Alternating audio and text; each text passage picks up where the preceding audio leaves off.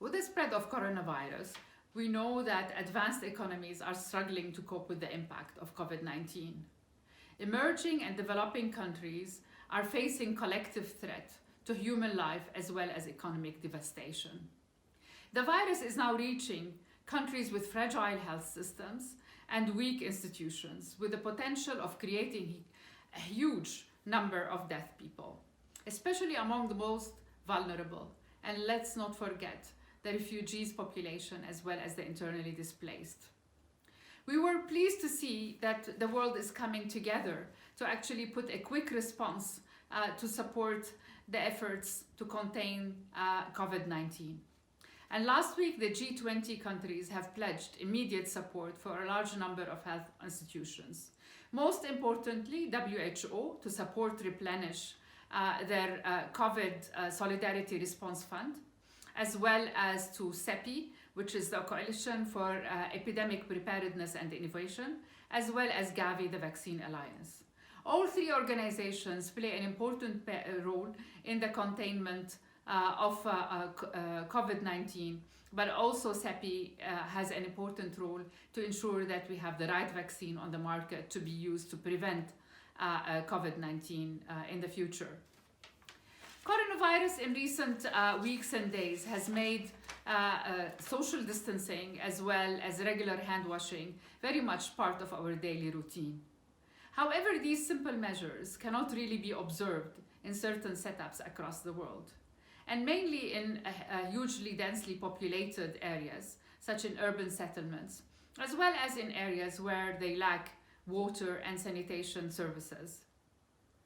And we know that from all the different guidance that WHO has been putting over the last few months and weeks on how do we protect ourselves from viruses such as COVID-19, that actually the provision of safe water, sanitation and hygienic practices are critical and essential to prevent outbreaks from infectious diseases, such including COVID-19.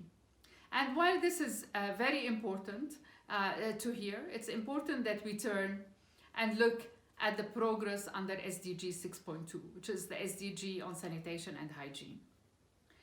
We know that that specific SDG is lagging behind, and right now some 3 billion people, mainly in South Asia and Sub-Saharan Africa, are actually living without basic hand washing facilities in their own homes.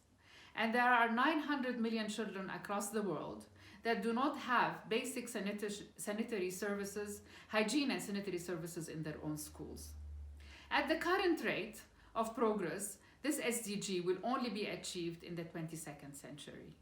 And we know that this is not acceptable in the wake of the pandemic, nor will it prevent future epidemics.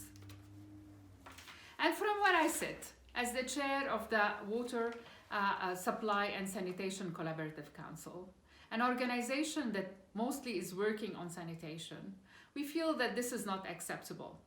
We have been putting some resources in a small number of countries, and we have seen progress, but it is a limited progress, and we know that the gaps and the agenda is really big ahead of us. And for this, I'm calling on leaders of the world to commit to the establishment of a global fund for sanitation and hygiene, to be able to address this impossible situation that people are living under without the basic services of sanitation and hygiene.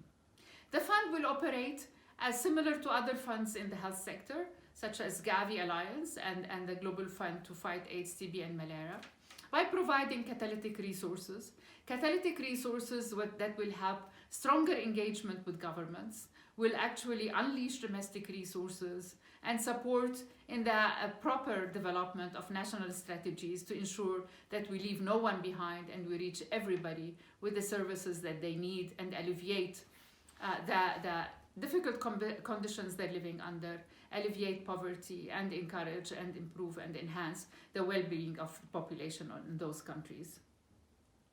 So I do call and I do hope that I will get the support to ensure that such fund will be created in support of this important sector. Finally, I would like to also, on behalf of the WSCC family, to acknowledge the tireless efforts of people that are working in the front lines of COVID-19. Those who are actually working day and night to ensure that we are safe and healthy. The health workers, the caregivers, the social workers, the cashiers in supermarkets, who are without their support, without their work, we will, to keep us safe and healthy, we will not be where we are today. I thank them and wish them also well during this difficult time.